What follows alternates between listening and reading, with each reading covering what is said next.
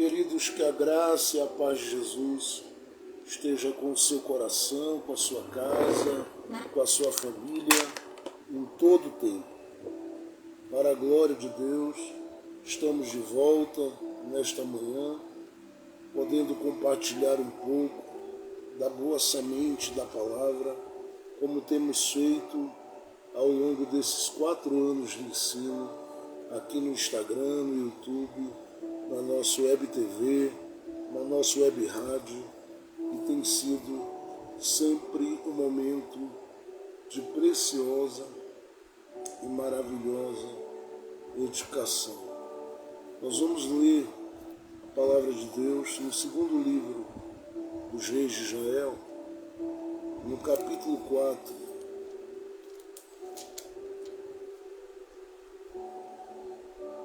Segundo livro dos Reis de Israel, no capítulo 4, nós vamos ler a palavra de Deus, para a glória de Jesus. Segundo livro dos Reis, capítulo 4, nós vamos, neste dia, lermos com muita alegria a palavra do Deus vivo. Diz assim, palavra de Deus. Estamos num dia muito quente, aqui na cidade de Campina Grande hoje, dia quente, mas graças a Deus que o Senhor até aqui tem nos ajudado. Quero agradecer as orações e o carinho de todos e estamos contando sempre com você, com as mãos estendidas, para que esse trabalho e as nossas atividades ministeriais, nenhuma delas venha parar. Por isso, você que tem sido um cooperador, uma cooperadora a cada mês desse trabalho, eu te peço no nome de Jesus, você continue se esforçando, e eu sei que o Senhor não deve nada a ninguém. Ele sempre recompensa os seus filhos que plantam e semeiam na sua obra. Mas olhe comigo, porque eu quero me submeter aqui à autoridade da Bíblia Sagrada. Segundo livro dos Reis, capítulo de número 4, nós vamos ler a palavra de Deus.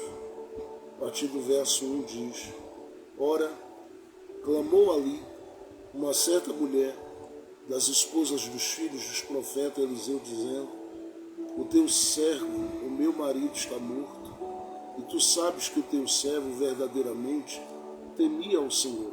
E o credor veio para levar consigo os meus 2 filhos para serem servos. E Eliseu disse a ela: O que farei por ti? Conta-me o que tens na tua casa. Qual é a tua reserva? E ela disse: A tua criada não tem nada na casa, além de uma botija de azeite. Então ele disse: Vai, pede para ti vasos emprestados de todos os teus vizinhos, vasos vazios, não peças poucos. E quando tu entrares, fecharás a porta diante de ti e diante dos teus olhos, e derramarás dentro de todos os vasos, e tu porás de lado aquele que estiver cheio. Assim ela se foi diante dele, fechou a porta diante de si e dos filhos que trouxeram os vasos para ela, e ela derramou. Sucedeu que, quando os vasos estavam cheios, ela disse ao seu filho: Traz mais um vaso. E ele lhe disse: Não há mais vaso. E o azeite parou. Então ela veio e disse ao homem de Deus, e ele disse: Vai, vende o azeite e paga a tua dívida, e vive tu e os teus filhos do restante. O texto é conhecido de todos nós, passagem bíblica extremamente conhecida.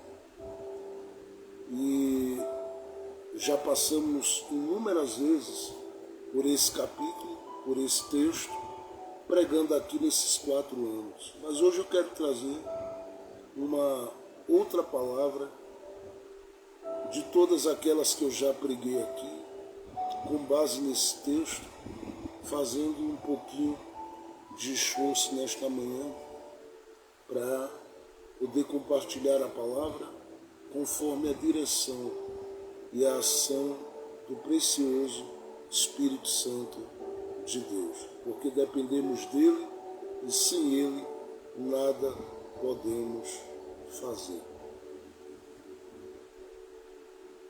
Todos nós passamos por momentos de crise. Uns vivem um momento de crise financeira, outros vivem um momento de crise familiar, outros vivem um momento de crise por causa da saúde, outros vivem um momento de crise até mesmo de fé. E essas crises, geralmente, elas alcançam a nossa vida porque nós não temos uma estrutura preparada, humanamente falando, para lidar com as situações que fogem do nosso controle, as situações que acontecem contrárias à nossa vida. E o fato de não termos a condição, muitas vezes, de lidarmos com essas situações adversas e contrárias, nos faz, muitas vezes, nos submetermos à pressão psicológica proporcionada por essas crises, ao abatimento proporcionado por essas crises, até mesmo o esfriamento e a frieza espiritual provocada e proporcionada por essas crises. Mas, olhando para esse texto, nós vamos aprender aqui, a partir da história de uma família, como é possível nos mantermos vivos, de pé, e não nos rendermos à força da crise que nos acomete. Uma vez que é do interesse de Deus que você esteja firmado nele, amadurecido nele e por ele, e se mova cheio de esperança, com base na esperança que ele mesmo acendeu em você, pelo Espírito Santo que foi dado e pela ressurreição do seu Filho Jesus. Esse texto bíblico nos apresenta uma casa em crise.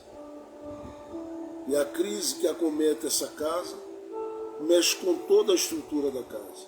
Eu não tenho dúvida que se nós fôssemos tentar dialogar através da nossa imaginação com essa personagem, fazendo perguntas, como é comum a quem estuda o texto bíblico, nós conseguiríamos ouvir o grito dessa casa, o grito saindo deste lar e alcançando a nossa vida, e a gente ia perceber que muito do que essa mulher viveu aqui, nós vivemos continuamente diante dos desafios e das crises que nos assolam. A questão é que a crise dessa mulher tem a ver com uma dívida deixada pelo seu marido. É claro que quando o texto coloca ela como mulher e cita esse marido, apesar dele ter morrido, o texto está nos mostrando, já de início, que crises alcançam famílias. E essas crises que alcançam as famílias, elas são piores. Porque se você é o líder de um lar, se você é o líder de uma casa, em algum momento você sente o peso dessa responsabilidade a cada dia que você luta, entendendo que você não pode parar diante de circunstância alguma, porque a sua missão está ligada a cuidar e continuar cuidando de quem lhe foi confiado pelo Senhor. Uma coisa é você, como alguém que vive sozinho, sem ninguém, passar por determinados processos. Outra coisa é você com pessoas que você precisa dar a elas respostas.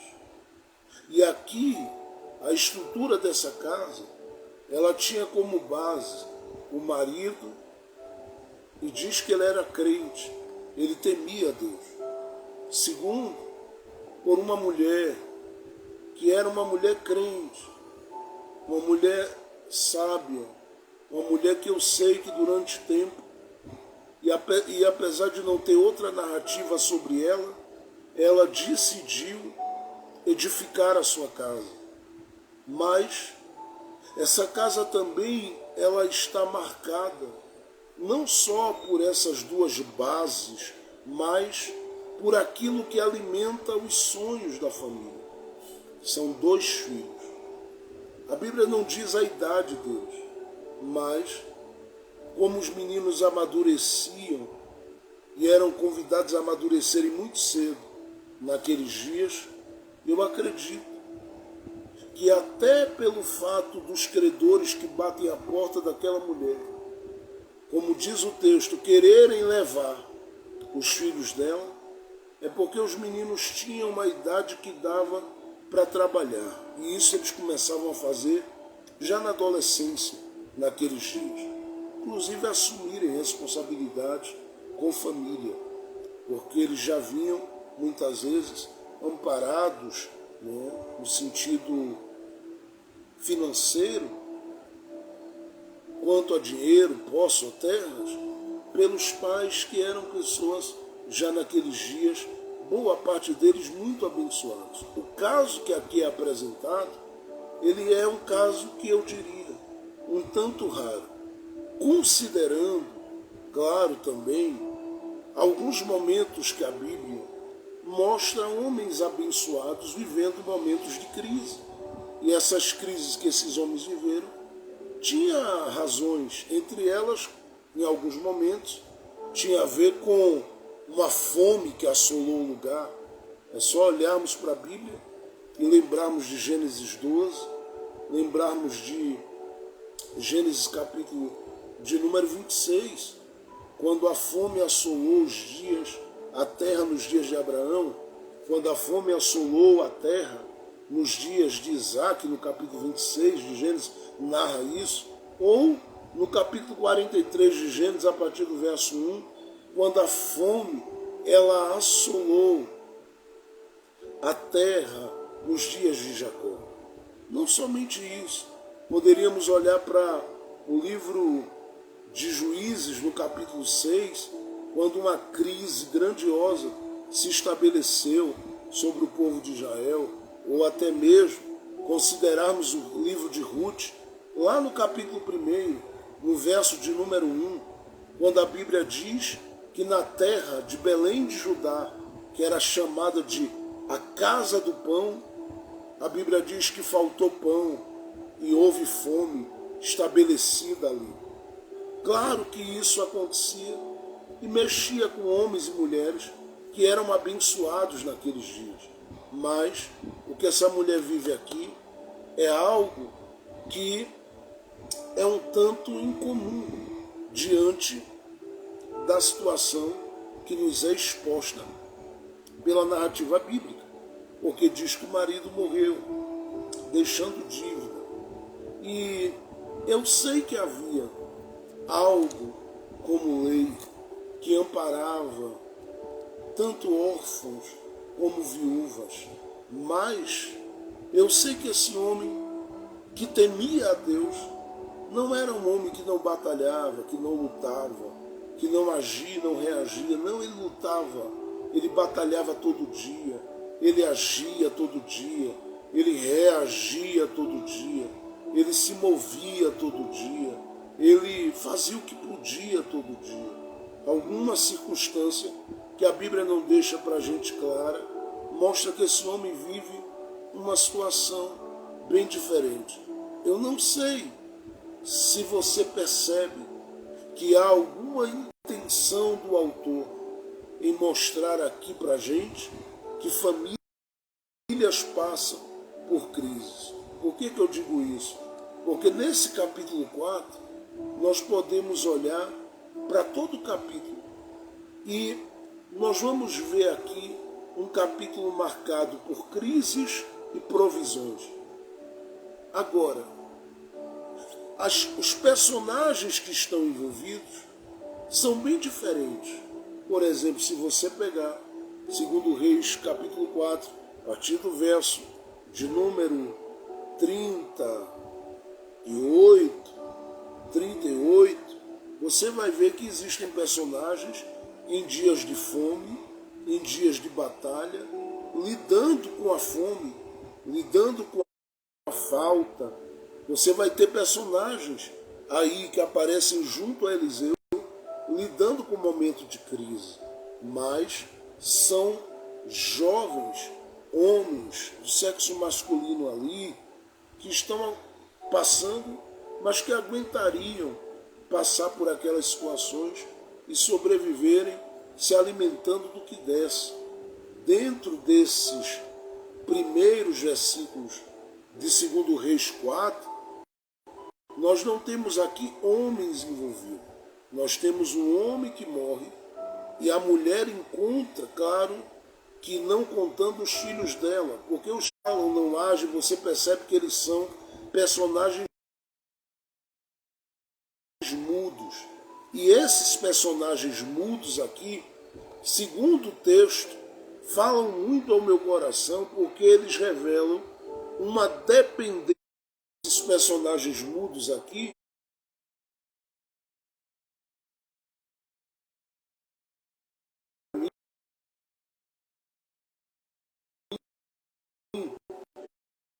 eles revelam para mim uma dependência muito grande da mãe. São personagens mudos. Você vai ver a Bíblia citando alguns deles e eles estão calados e alguém falando por eles, intercedendo por eles, agindo por eles. Então, quando nós olhamos para esses dois filhos do sexo masculino aqui, que poderiam aguentar alguma dificuldade quanto à comida durante um dia, 2 ou 3, nós não estamos pensando nesses meninos como aqueles que tinham essa estrutura e essa condição, porque senão a mãe não corria, não gritava, não batalhava. É claro que a ação dela, a movimentação dela e tudo mais que ela o faz porque ela não quer lidar com uma casa vazia, ela não quer lidar com uma casa sem ninguém, perdeu o marido, tudo que ela tem é os filhos. Entendo somente os filhos, ela não vai querer de forma alguma perdê-los, mas não é só isso. Ela sabe, não dá para eles passar por esse processo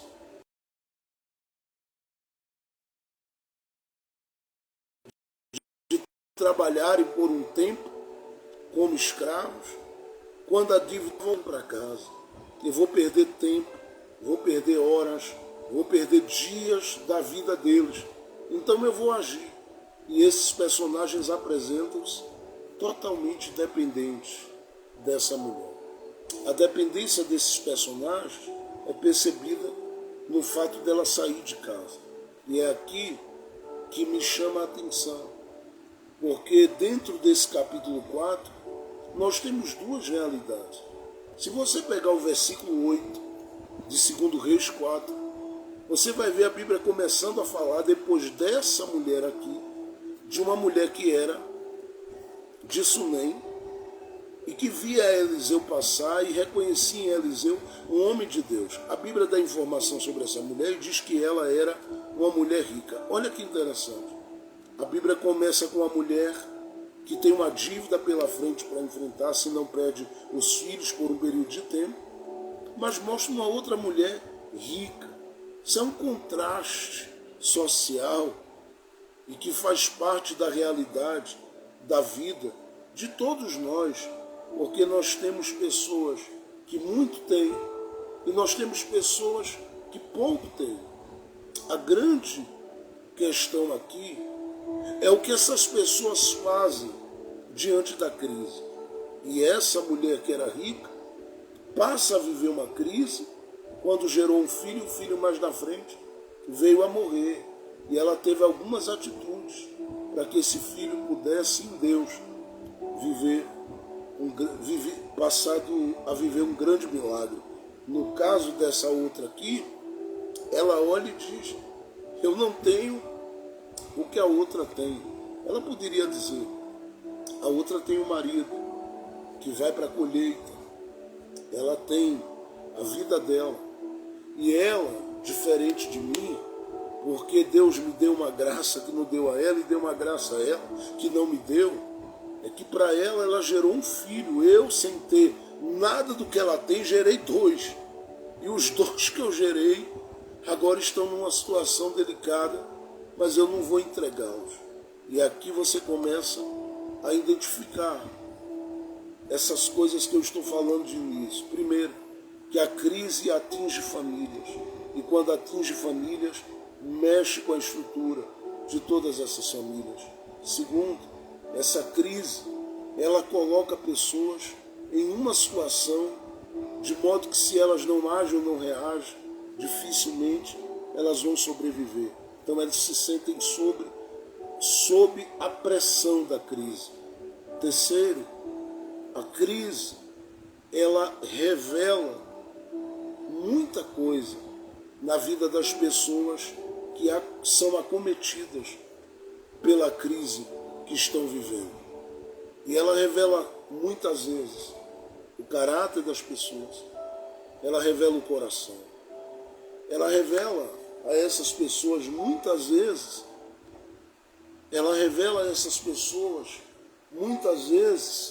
que elas têm em si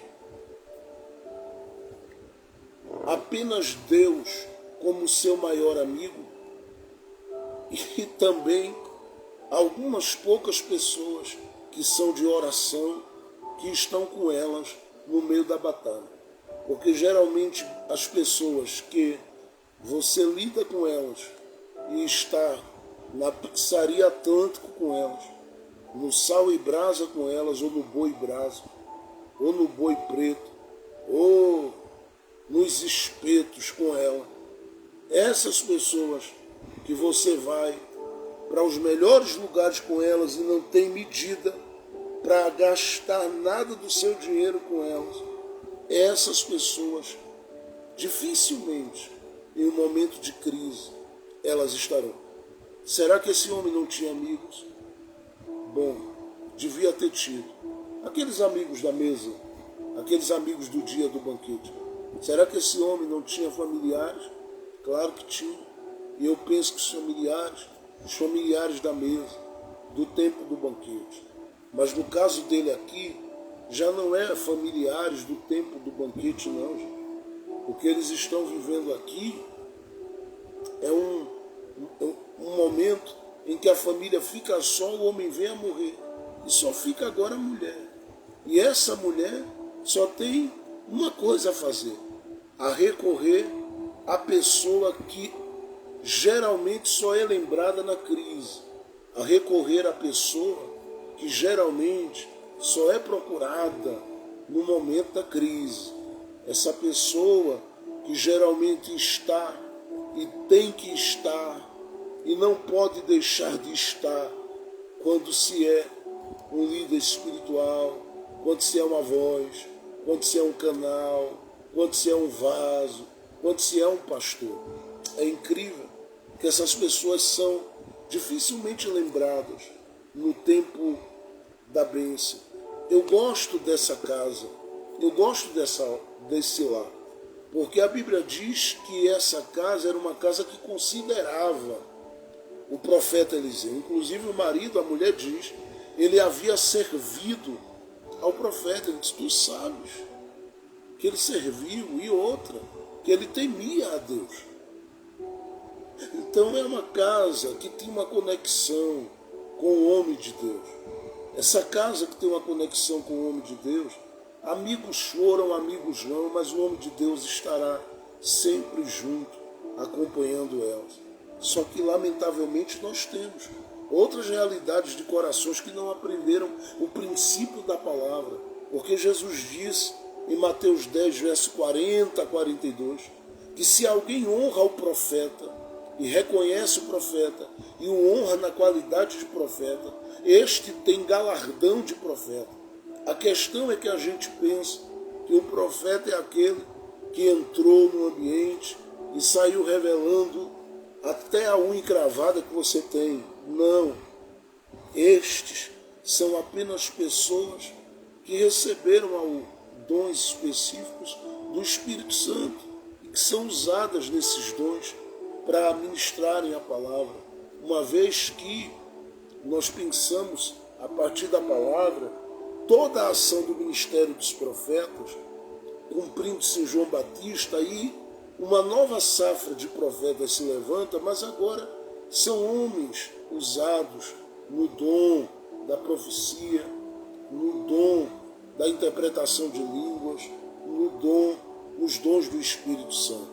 Agora, nós precisamos entender que o profeta de Deus, Deus os levanta para serem aqueles que estão disponíveis nestas horas. Imagine que tem gente que faz milhões de coisas e fazem geralmente por um profeta que passa rapidamente, um dia, 2 dias, vai embora das suas vidas.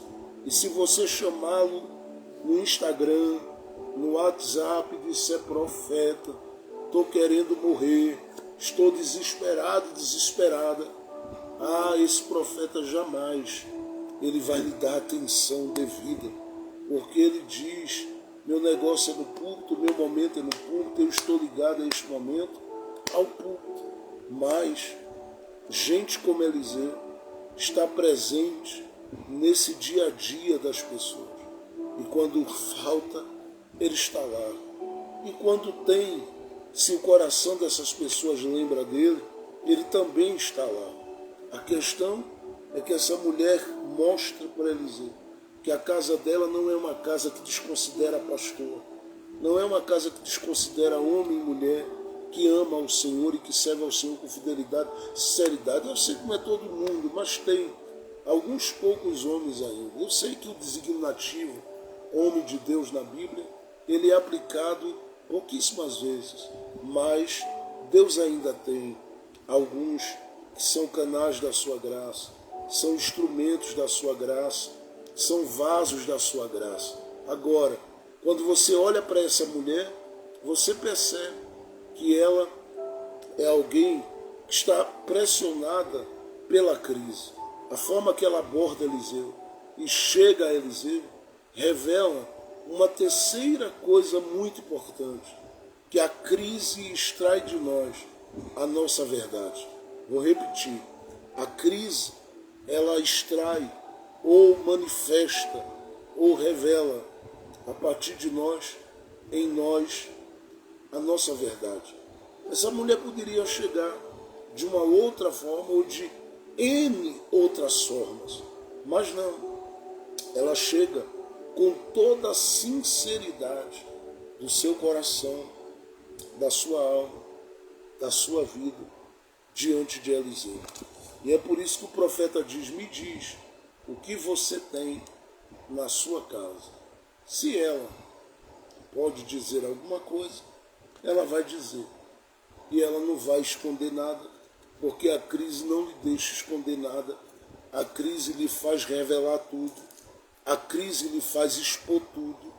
A crise lhe faz colocar tudo para fora. E ela coloca tudo para fora. Agora pare aí.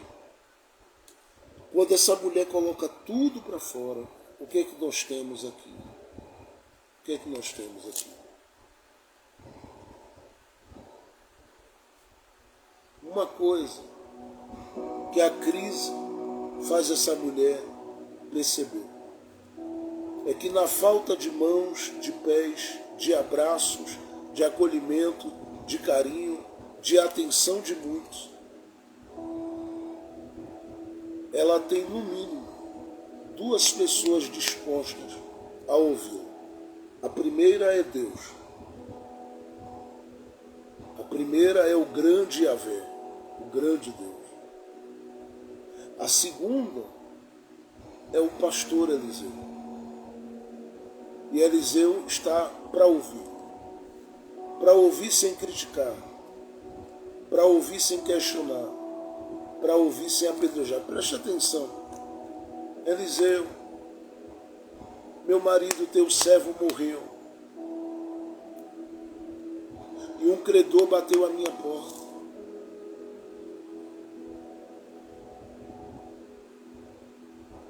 E eu preciso dizer uma coisa a você, Eliseu.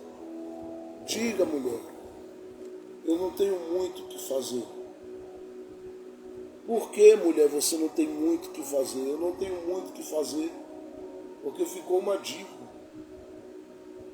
E eu não tenho como resolver. Tu sabes que ele era teu servo e que ele temia ao Senhor. Quando ela diz isso a Eliseu, Eliseu ouve. Imagina se ela chega para algumas pessoas hoje, em alguns lugares. Algumas pessoas talvez dessem outras respostas ou outro tipo de palavra a ela. Diriam que ela estava vivendo uma série de coisas que não tem nada a ver com a vida dela. Diriam. Talvez que ela tinha alguma coisa errada com a vida dela. Porque para passar uma crise daquela, anos de casada, gerou filhos. E quando o esposo morre, não tem condições de pagar a dívida que o esposo deixou. Que família é essa? Só pode ser uma situação daquelas. E não é isso. Mas a mentalidade que as pessoas receberam, inclusive no nosso país, por parte de livros e de ensinamentos que receberam, leva as pessoas a olhar e dizer: se há situação difícil, é pecado. Se há situação difícil ali, é coisa do diabo. Se há situação difícil ali, é porque alguém está muito errado ou aconteceu alguma coisa, ou está faltando alguma coisa, porque desse lado aqui todo mundo é muito próspero.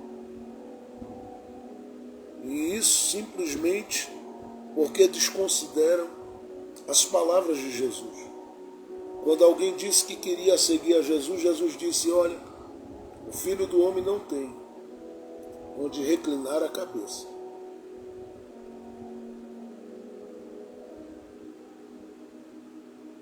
Há muita gente que tem uma visão diferente da situação que você passa. E eu sei que você, em tempos de crise, revela sua sinceridade, sua verdade.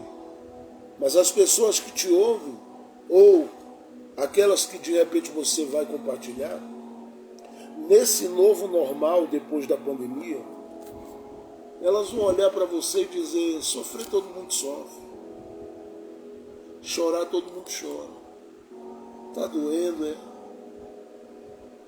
Porque elas não têm nenhum sentimento mais humano dentro delas.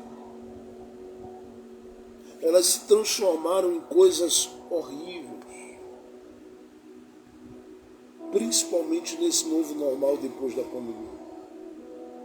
4 anos depois, o ser humano está mais estranho do que já era antes daquela situação toda. E isso é assim, porque lamentavelmente nós fomos envenenados. Então a resposta que alguém daria para aquela situação é culpa de vocês. Foram vocês que não fizeram a reserva de vocês. Só que existem pessoas e tempos e dias e épocas e fases na vida da família que Deus simplesmente permite a família viver no limite, no limite, no limite.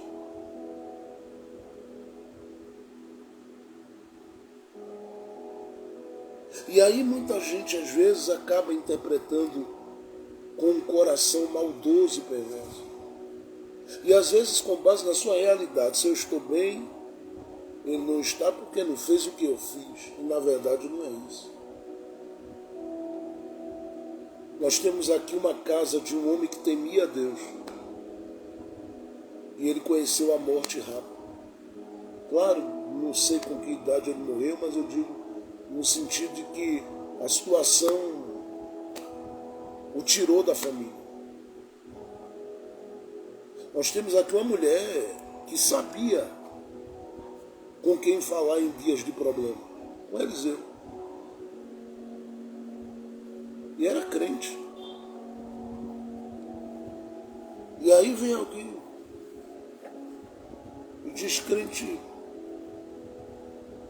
não sofre, crente não passa problemas, nem tudo é preguiça, nem tudo é indisposição para trabalhar, nem tudo é encosto. Como alguém de repente diria, sem encosto. Ou diriam outras coisas. Com base nessa proposta, diriam muitas outras coisas. Diriam muitas outras coisas. E as outras coisas que diriam não casa com o que está acontecendo aqui em 2 Reis 4. É uma mulher crente, esposa de um homem que temia a Deus, e que está em crise, e tem uma dívida para pagar. E a dívida que ela tem parece impossível de ser resolvida. E o que parece aqui é que ela vai perder por um tempo os seus filhos.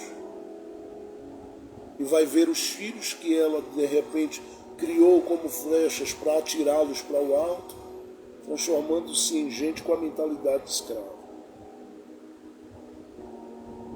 Mas ela expõe a sua sinceridade. Porque diante de homem de Deus, se chora, se grita.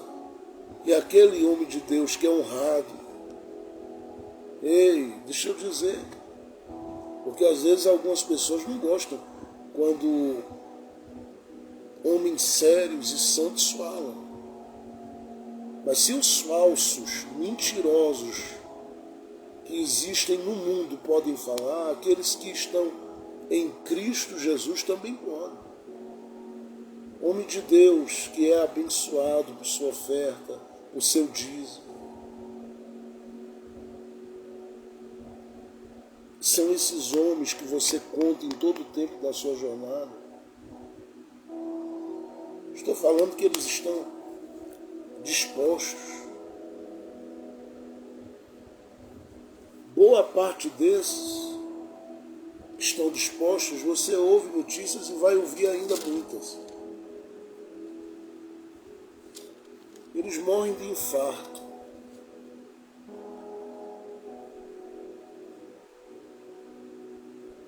Porque se ele é sincero na sua entrega, se ele não é o pastor que diz para você assim: aqui pastor não morre por ovelha, Jesus já morreu por você.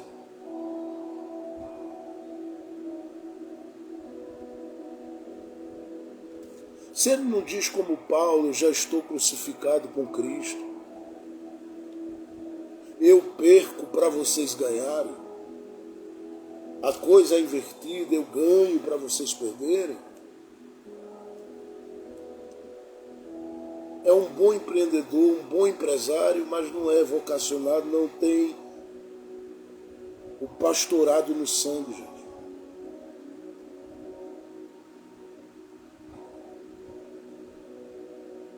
Porque a vida do pastor é ovelha.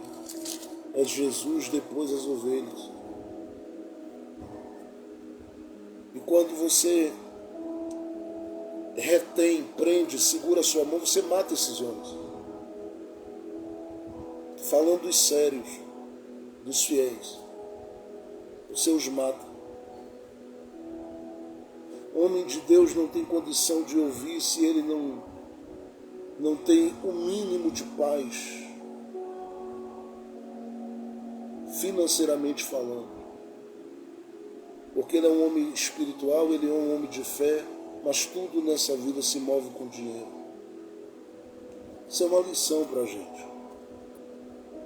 Uma lição muito importante para a nossa vida. Honre o homem de Deus. E não negue as boas sementes que você tem que plantar. Porque se ele tem paz, melhor ele vive com Deus. Melhor ele vive com a sua família. E a palavra de Deus na boca dele fluirá com mais liberdade, facilidade, tranquilidade e com maior graça para abençoar seu coração e a sua vida. Essa mulher expõe a sinceridade diante de Eliseu. Eu já vou terminar, porque eu não posso ir muito longe. Você já sabe disso. Ela expõe com sinceridade. Mas o que é que ela faz aqui? Que a faz sobreviver à crise. O que é que ela faz aqui? O que é que ela faz aqui? Ela chegou diante do homem de Deus e derramou o coração. E aqui deixa-me também lhe dar uma informação. Porque muita gente não sabe ou não atenta que o homem de Deus também tem emoções. Muita gente às vezes olha para pastores como gente que não tem alma. Mas o pastor também sofre, o pastor também chora, o pastor também sente dor. O pastor também passa por vales, o pastor também passa por problemas sérios.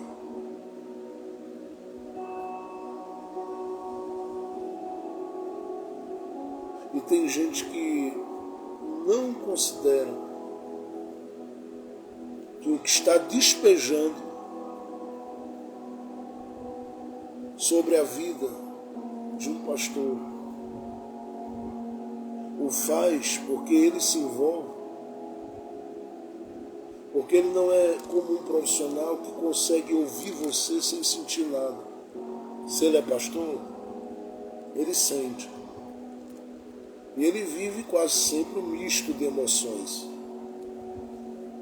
Eu já tive momentos de manhã enterrando gente com a família, nessa minha caminhada. E tive à noite me alegrando em um casamento com um casal. E aí eu não sabia, né, se chorava, se sorria, se chorava, porque eram duas situações extremamente diferentes. E aí depois eu entendi, quando a Bíblia traz para a gente a informação de que a gente deve chorar com os que choram e se alegrar com os que se alegram. Ela derramou sobre Eliseu. Eliseu diz para ela: o que é que tu tens em casa? E ela diz: teu servo não tem nada em casa. Tua serva, melhor dizendo, não tem nada em casa. Eu me refiro a teu servo pensando no marido dela que tinha morrido. Por quê? Porque ele era o responsável por manter o azeite lá. Mas como ele morre, o que fica dele é apenas uma pequena botija de azeite. E essa mulher dá uma olhada para Eliseu e diz: tua serva não tem nada. Tua serva não tem nada em casa. Depois ela para e diz: não, eu tenho uma pequena botija de azeite lá. E Eliseu diz para ela: então sai daqui e bate na porta dos teus vizinhos. O que para ela seria um desafio. Porque se a solução dela, presta atenção nisso, começava nas mãos dos vizinhos, Para esses vizinhos emprestarem a vasilha, emprestariam porque a conheciam. Logo, ela conhecendo esses vizinhos, antes de ir a Eliseu, não era mais fácil nos vizinhos e dizer: eu estou com uma dívida, me empresta aí, me ajuda. Se ela não foi, é porque os vizinhos não eram tão vizinhos e não eram tão amigos.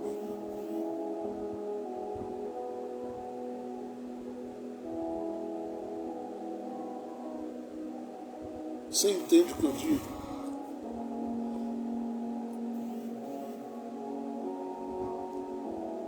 Não eram tão vizinhos, não eram tão amigos. Só que Eliseu está fazendo essa mulher passar por lá para que a situação dela, preste atenção nisso, seja um alerta.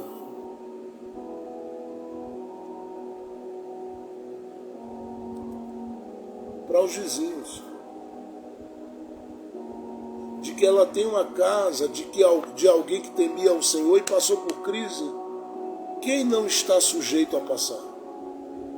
Logo é um grito: olha, diminuam o orgulho de vocês.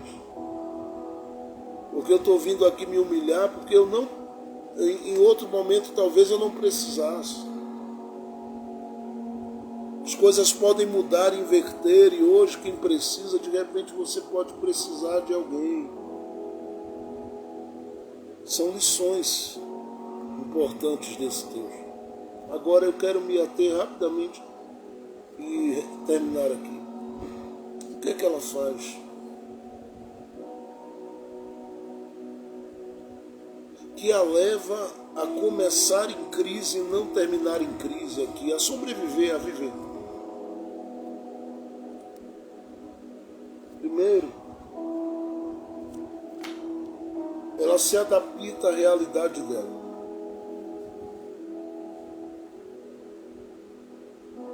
Isso é muito importante porque a realidade dela é: eu tenho uma pequena botija de azeite. Ô Eliseu, não dava para viver um milagre só com o que eu tenho lá em casa, não? Eliseu diria: não, mulher.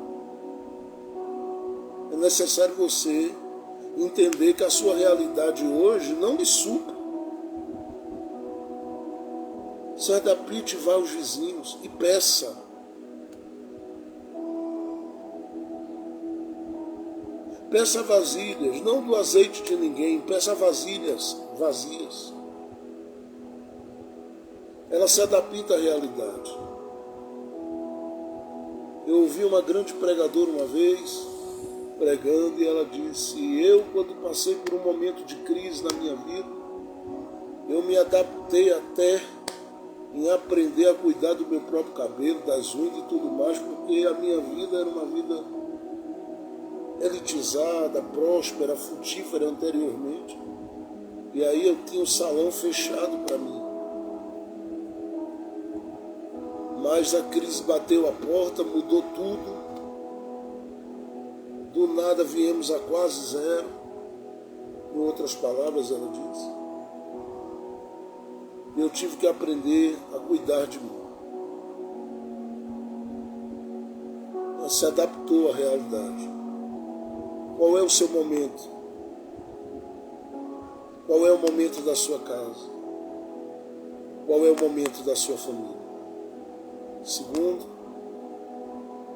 essa mulher entendeu uma grande verdade. Em dias de crise, conexões boas são estabelecidas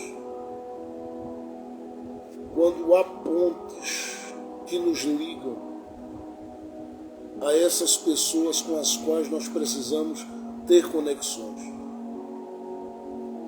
Pastor, o que é que o senhor está dizendo com isso? Parece difícil, mas não é, muito simples. Se você, como mulher de Deus, se você, como crente em Jesus,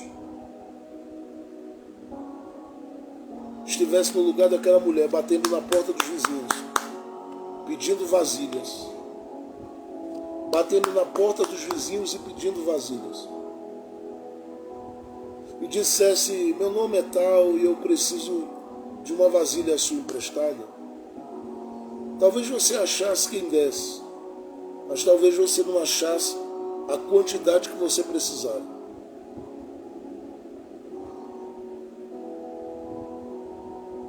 Porque quando você fosse em seu nome, você não tinha garantias. Vamos supor que alguém diga: olha, mas se der um problema na vasilha, como é que a senhora vai suprir? Bom, eu tenho uma dívida, a minha dívida aumenta um pouquinho. Você entende o que eu estou dizendo? Por que para chegar nos vizinhos ela tem que passar por Eliseu?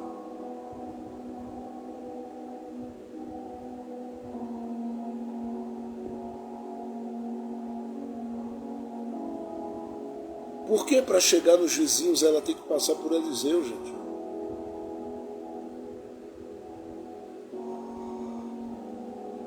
Porque quando ela chegar lá e disser: Eliseu me mandou bater na porta dos meus vizinhos, Eliseu é conhecido.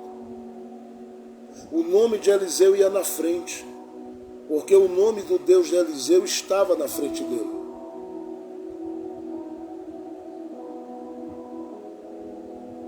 Tem pessoas de oração que com uma oração elas tocam o céu e Deus move pessoas na sua direção por causa da oração dela. E não é que há poder nelas, porque o Espírito Santo está conosco, sim, mas é poder no Deus que ouve a oração.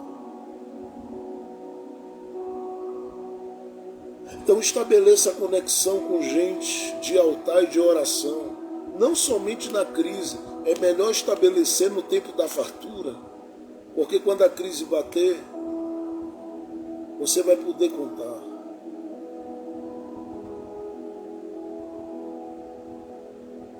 Conexão com gente de Deus lhe abre portas para conexões com pessoas que você nunca imaginava que fossem ceder a vasilha que elas têm para que você respirasse com a sua família e respirasse com a sua casa.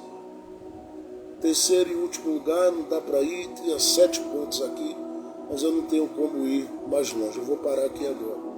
Terceiro e último lugar, Eliseu disse: quando você pegar as vasilhas, entra na tua casa, fecha a porta e junto com os teus filhos começa a trabalhar nesse projeto. As vasilhas são do vizinho, mas o projeto é da família. Preste atenção no que eu vou lhe aconselhar como pastor. Não se isole das pessoas que te amam. Há muitos danos e muitas dores. Se sofre por isso. Não se isole das pessoas que te amam. Não se isole. Essas pessoas serão uma bênção para a sua vida. Essas pessoas serão uma bênção para a sua história. Porque elas são sua arca de refúgio nesses momentos onde você diz: bom, peguei as vasilhas, entrei em casa, fechei a porta, a pergunta é: e agora? Eliseu disse: deita o azeite.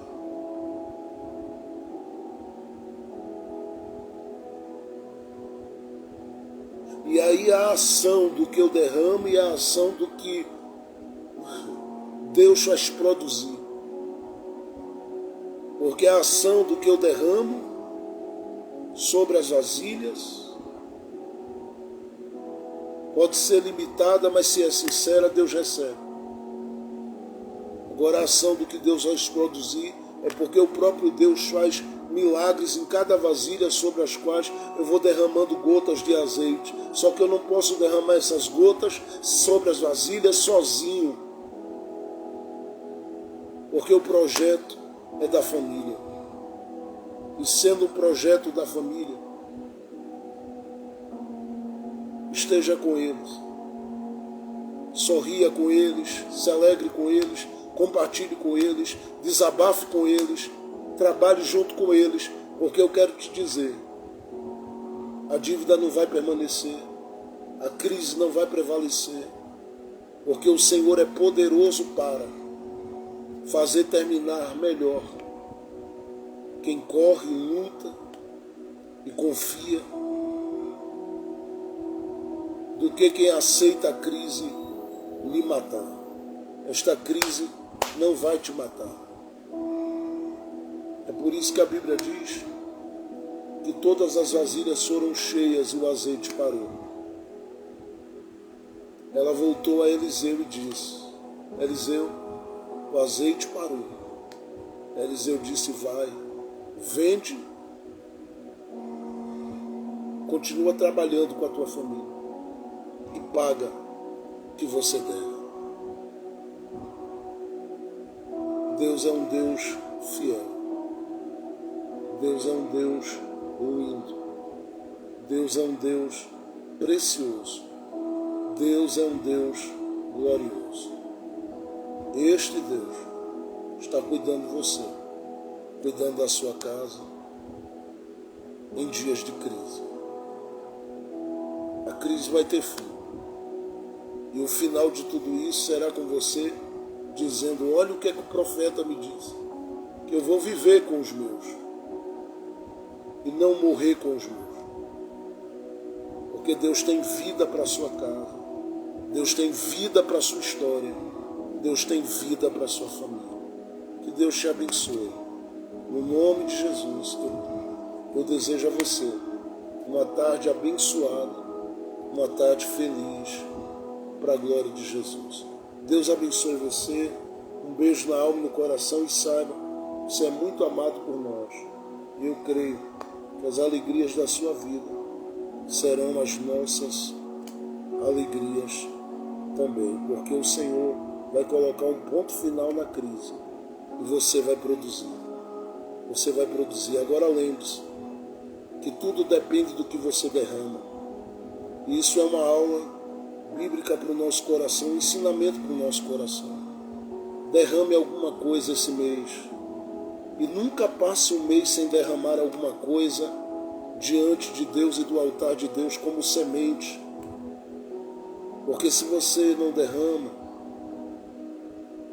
não há uma ação de Deus para produzir. Deus trabalha com o azeite que você derrama. Faça isso. Algo vai acontecer de milagres, porque Deus não deve nada para ninguém. Deus te abençoe. Um beijo. Que a paz de Jesus esteja com você. Estamos orando por você.